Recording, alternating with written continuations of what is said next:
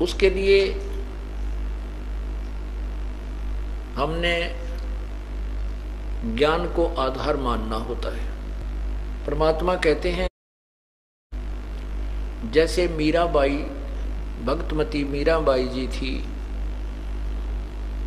उनको ये बात समझ में आ गई थी कि परमात्मा के भजन से ही छुटकारा होगा।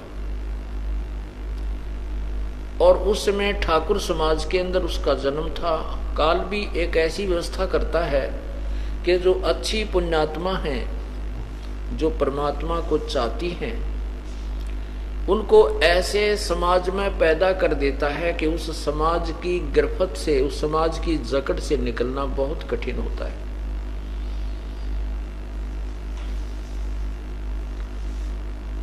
लेकिन जिनको परमात्मा की पिछले जन्म की कोई कमाई, उनकी पिछले जन्म जन्मांतर की कमाई है, और फिर परमात्मा अपने उस आत्मा के ऊपर विशेष रजा भी बख्शता है, अंदर से एक विशेष प्रेरणा भी देता है, तब वो परमात्मा की तरफ दृढ़ता के साथ लग जाता है। मीराबाई जी ठाकुर समाज में जन्म था और पिछले जन्म के संस्कार इतने प्रबल थे कि बचपन से ही परमात्मा में आस्था बहुत जबरदस्त बन गई थी।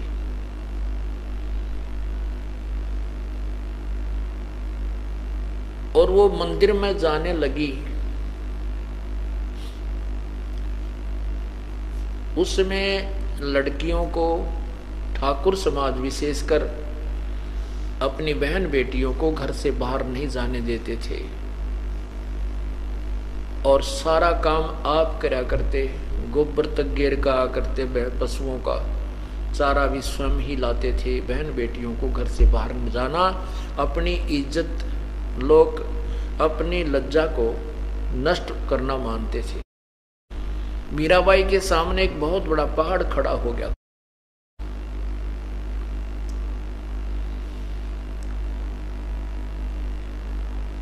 लेकिन उसी को सूरवीर कहते हैं कि वो पीछे नहीं हटते। संत अर्थात भक्त आत्मा, सिंह अर्थात शेर, और सिपाही सूरवीर जो योद्धा होते हैं युद्ध के मैदान में। सूरवीर अपने युद्ध के मैदान में, शेर अपने स्वभाववश, और ऐसे ही संत अपने भक्ति के क्षेत्र में, भक्ति के मैदान में वापस कदम नहीं करते, आगे को चलते हैं। ये उनका स्वभाव होता है। मीराबाई जी का विवाह हो गया।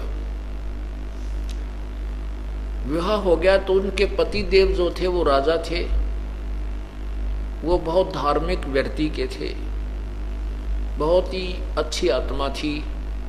और मीराबाई ने उनसे कह दिया कि मैं परमात्मा की भक्ति के बिना जीवित नहीं रह सकती। उस पुण्यात्मा ने उसको विरोध नहीं किया। उसके साथ एक दो चार सहेली नौकरानी भेज देता था और वो मंदिर में जाया करती थी। काल को ये भी नहीं सुहाया, ये भी अच्छा नहीं लगा, क्योंकि भक्त को सताना इस काल भगवान का प्रथम कर्तव्य है। कुछ दिनों के 4 वर्ष, शादी के 4 वर्ष के उपरांत उस राजा की मृत्यु होगी, अर्थात उस मीराबाई के पति की मृत्यु होगी।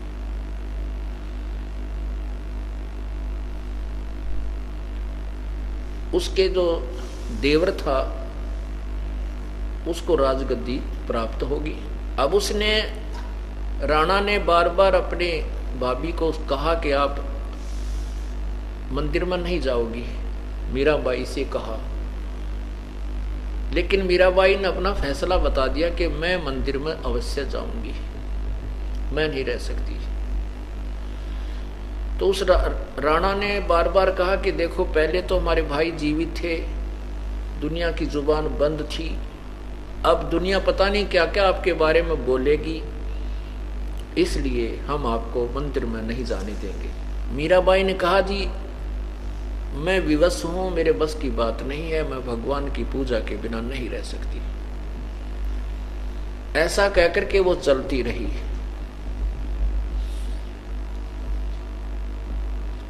जाती रही, आती रही। अब उधर से उस राणा ने सोचा कि क्यों ना इस मीराबाई की हत्या करवा दूं, मृत्यु करवा दूं, इसको मार डालूं, मेरा नाम भी ना हो, इस प्रकार से इसकी मृत्यु करवाऊं, इसको मौत के घाट उतारूं। उसके लिए उसने एक सपेरा बुलाया, उससे कहा कि एक ऐसा सर्प ला तू मेरे लिए कि उसके डिब्बों को खोलते ही खोलने वाले के डंक मारे और मारते ही मर जाए। सपेरे ने ऐसा ही किया। एक बहुत ही भयंकर जो है विषैला सर्प ला करके उसको दे दिया। राणा ने कहा कि इसको गहनों के डब्बे में डाल दे, पैक कर दे। अब सपेरे ने एक गहनों के आभूषण के डब्बे में डाल दिया। उस दिन उस राणा के लड़के का जन्मदिन था, रिश्तेदार इकट्ठे हो रहे थे और आसपास के मित्र प्यारे घर के सदस्य भी, कुल के लोग भी वहां पर पहुंचे हुए थे। तो राणा ने सोचा कि आज ही इसका काम करवा दूं, सभी आए हुए हैं और सर्प डंक मार देगा, ये मर जाएगी और लोग अपने आप समझ जाएंगे भाई सर्प के डसे थे, मर गई।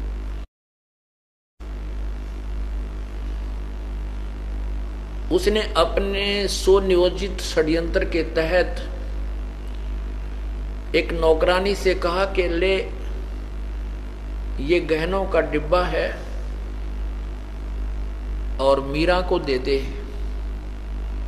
उसको कह देना कि ये हार है, इसके अंदर बहुत कीमती 9 लाख रुपए का बनवाया है, इसको पहन लेगी, कहीं आज रिश्तेदारों में मेरी बेइज्जती करवा दे और रिश्तेदार यूं कहें कि अपने भाई की मृत्यु के उपरांत वो अपनी भाभी की देखभाल नहीं रखता, इसको ओढ़ने पहनने को विशेष सुविधा नहीं देता, कहीं मेरी इस प्रकार बेइज्जती ना करवा दे, ऐसा उसको कह देना कि आदेश है मेरा।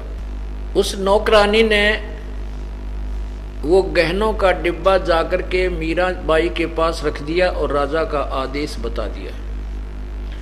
मीराबाई ने सोचा कि मेरे लिए तो ये गहना जो है मिट्टी के तुल्य है, मुझे इसकी आवश्यकता नहीं है, मुझे तो राम नाम का गहना मिल गया है, फिर भी ये मुझे नाजायज बेमतलब परेशान करेगा, इसलिए इस हार को मैं गले में डाल देती हूँ। नौकरानी के सामने ही वो गहने का डिब्बा खोला, उस विषैले सर्प का एक सुंदर हार बन गया। 9 लाख रुपए का जो हार होता है, 9 लखा हार बोलते थे, वो बन गया और मीराबाई ने उस नौकरानी के सामने ही गले में पहन लिया। और उसने सोचा था राणा ने, उसके देवर ने, कि वो मर चुकी होगी और जाकर के शोर मचा देंगे कि सर्प ने डस लिया। जो ही वो राजा वहां पहुंचा, मीराबाई उस हार को पहने हुए बैठी थी, तो उस राजा ने कहा कि तू ये हार इतना सुंदर कहां से लाई है,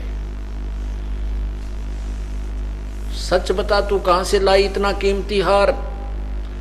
मीराबाई ने कहा कि आप ही ने तो भेजा था, आप मुझे क्यों नहीं जीने देते, क्यों परेशान करते हो, कुछ डरो भगवान से।